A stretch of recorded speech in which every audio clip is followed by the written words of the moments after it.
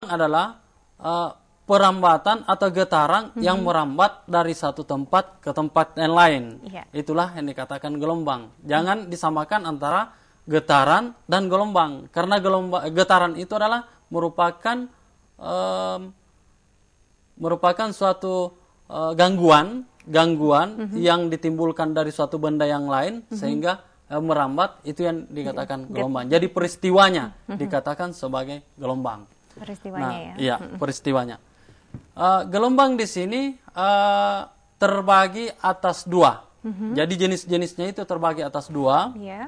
Yang pertama adalah gelombang itu berdasarkan arah getaran. Berdasarkan arah getaran. Dan yang kedua adalah gelombang berdasarkan medium perambatannya.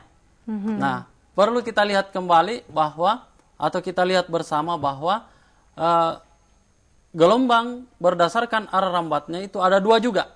Ada dua. Menjadi dua juga. Dua lagi. Yang pertama adalah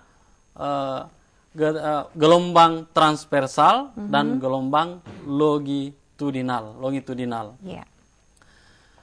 Gelombang transversal adalah gelombang yang merambat, yang tegak lurus dengan arah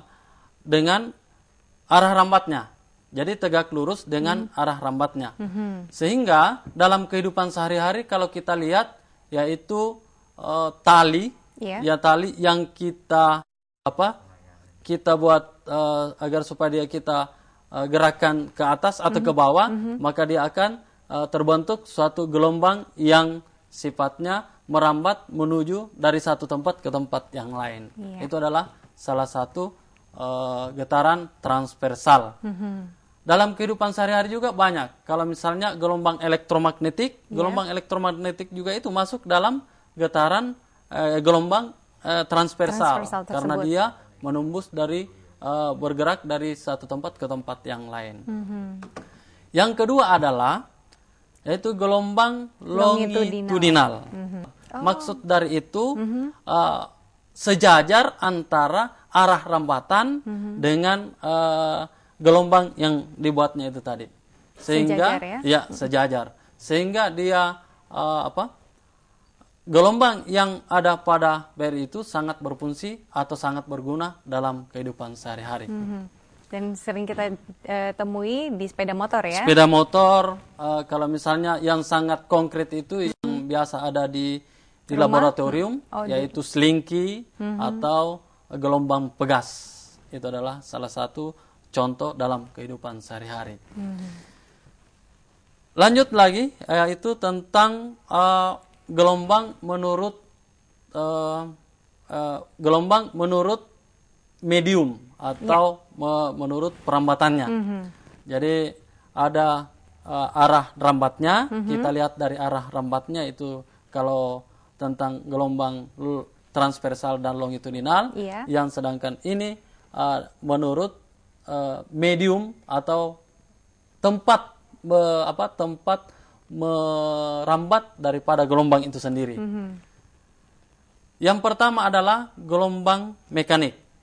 Gelombang mekanik itu adalah gelombang yang merambat,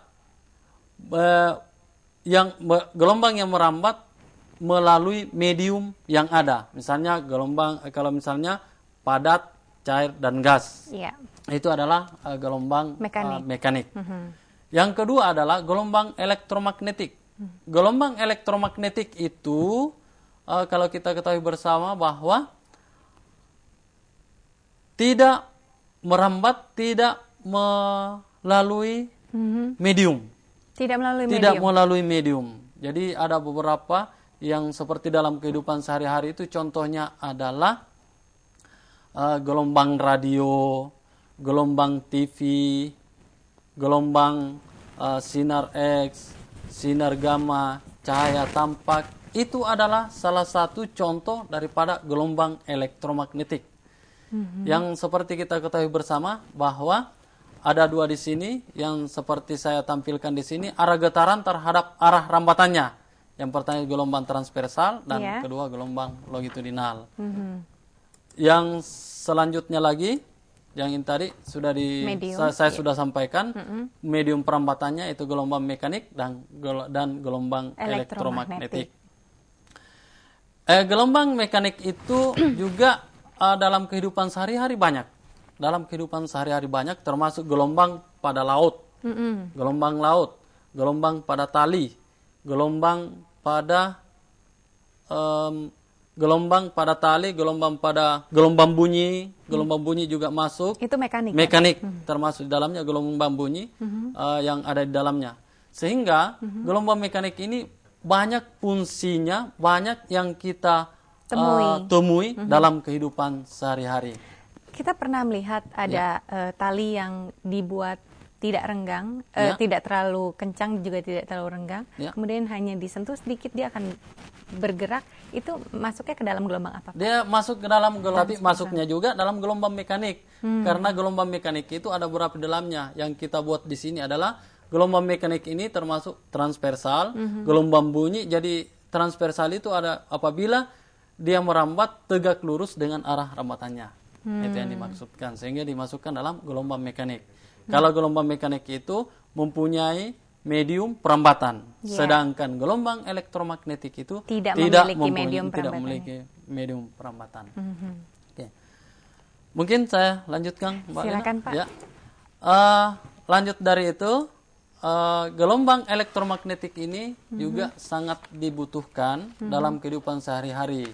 Contoh dalam tayangan ini yang seperti pemirsa yang tonton di rumah, ini adalah salah satu bentuk daripada gelombang elektromagnetik. Karena yang jelas dan juga yang ada di dalamnya termasuk inframerah. Yang contohnya di dalam itu ada inframerah karena warna-warna yang ada di kita itu, yang misalnya pada saat kita ditampilkan ini adalah salah satu guna daripada gelombang elektromagnetik. Sehingga sangat dalam kehidupan sehari-hari itu sangat berguna dari kita, baik yang sebagai yang sebagai pembelajar, baik sebagai pakar pendidikan atau dan sepakar fisika, itu pasti akan mengetahui